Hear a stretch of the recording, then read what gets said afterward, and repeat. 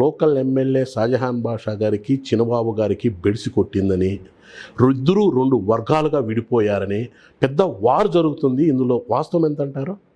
ఇప్పుడు షాజహాన్ బాషా అన్న నాకేమీ కొత్త కాదు. కొంచెం అక్కడ పరిస్థితులు, అక్కడ క్యాడర్కు జరుగుతున్నటువంటి అవమానాలు చూస్తే నేను ఈరోజు ఇక్కడికి ఫుల్ ఫ్లెడ్జ్డ్గా ఇక్కడ తిరగడం జరుగుతాను. అక్కడ కూడా మీ క్యాడరే ఉంది కదండి, మీ పార్టీ కార్యకర్తలే కదా. 15 సంవత్సరాలు అయింది మదనపల్లిలో తెలుగుదేశం పార్టీ జెండా ఎగరక. ఏదైతే కార్యకర్తలు నమ్ముకున్న కార్యకర్తలు, మేమెవరు కూడా షాజహాన్ బాషా కాదు మాకు ఎమ్మెల్యే అభ్యర్థి. ఇక్కడ మా నారా చంద్రబాబు నాయుడు గారు, మా యువ నాయకులు నారా లోకేష్ గారిని చూసి ఓట్లేసాం.